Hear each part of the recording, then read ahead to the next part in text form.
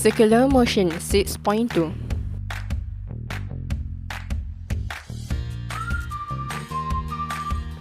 Centripetal acceleration. The direction of the centripetal radial acceleration is always directed toward the center of the circle and perpendicular to the linear tangential velocity. Besides the acceleration of an object moving in circular path, whose direction is towards the center of the circular path and whose magnitude is equal to the square of the speed divided by the radius. The formula of centripetal acceleration is v squared over r, or centripetal acceleration equal to r omega squared equal to v omega. AC represents centripetal acceleration, v represents linear tangential velocity, r represents radius of circular path, and omega represents angular velocity or angular frequency. Next, alternative expression of centripetal acceleration. From centripetal acceleration, v squared over r and v equal to 2 pi r over t. To v equal to 2 pi r over t, we going to substitute into v squared. And we obtain centripetal acceleration equal to 4 pi squared r over t squared. So, centripetal acceleration equal to v squared over r equal to r omega squared equal to v omega equal to 4 pi squared r over t squared. Action of centripetal force. From the Newton's second law of motion, a force must be associated with the centripetal acceleration. This force is known as the centripetal force. Total force equal to force net equal to ma, where a equal to centripetal acceleration and total force equal to centripetal force. Centripetal force equal to mass times centripetal acceleration, and centripetal acceleration equal to v squared over r equal to r omega squared equal to v omega. So that centripetal force equal to mv squared over r equal to mr omega squared equal to mv omega, where Fc is centripetal force. Newton's first law. In order of an object to move at constant speed in a circle, an outside force must constantly turn the object toward the center of the circular path. Without a centripetal force, an object in motion continues along a straight line path. Furthermore, the centripetal force is defined as a force acting on a body causing it to move in a circular path of magnitude, and it always directed towards the center of the circular path. The equation for centripetal force is equal to mv squared over r. Its direction is in the same direction of the centripetal acceleration as shown in figure below. Where does the centripetal force come from?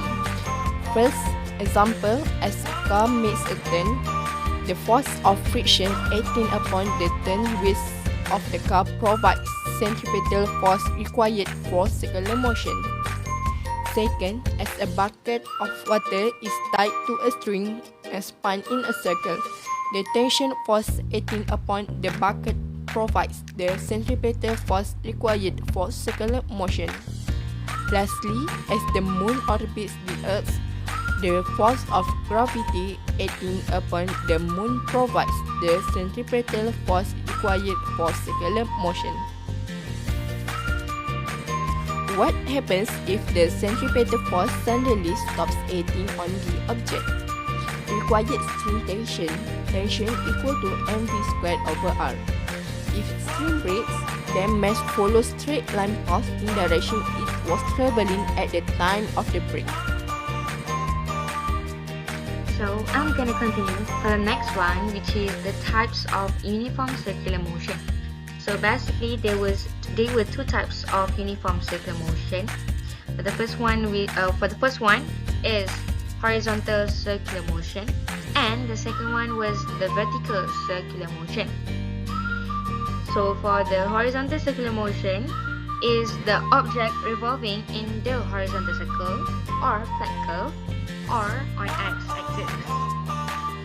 As example, the conical pendulums.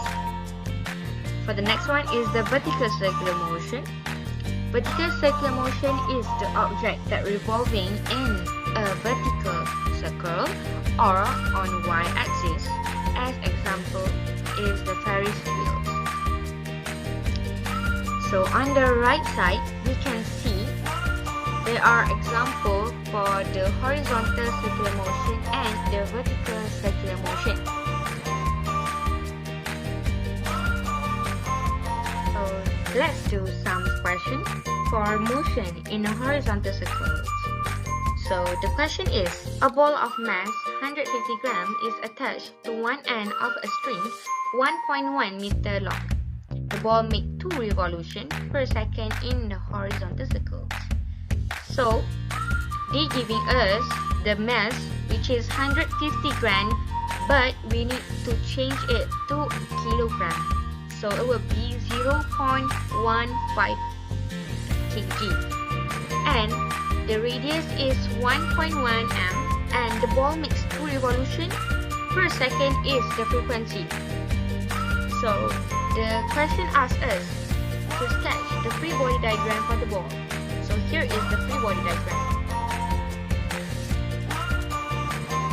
So for question B, they ask us to find the centripetal acceleration, which is AC equal to V squared over R.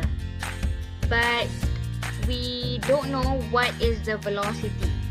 So we're gonna find the velocity first by using the equation 2 pi r over t equal to 2 pi rf. So insert all the information given and the velocity will get 13.8 meter per second. So for centripetal acceleration, we have the velocity and we have the radius. So just insert all the information given and the AC is 173 meter second squared. So for question B2, they ask us to find the tension in the string. So the formula of tension in the string is T equal to MAC. So we have mass and we have AC. So just insert the information given and the tension is 26 Newton. So for our next question, motion round a curve on a flat track. A car of mass 2000 kg round a circular turn of a radius 20 meter. The road is flat and the coefficient of friction between tires and the road is 0.7. So based on the question, we have mass, radius and coefficient of friction is a mu. So the mass is 2000 kg, the radius is 20 meter and the mu is 0.7. So for question A, they ask us to sketch a free body diagram of the car. So here is the answer for A, the free body diagram of the car, where the car has weight equal to mg, and normal force, F, friction, and AC is the centripetal acceleration. For question B, the question asks us to determine the maximum car speed without skidding, where the m is 2000 kg, the r is 20 meter, and the mu is 0.7. By using the friction equal to mv squared over r, friction is equal to mu mg. Insert all the information given, insert all the mass, the radius and mu information into the equation.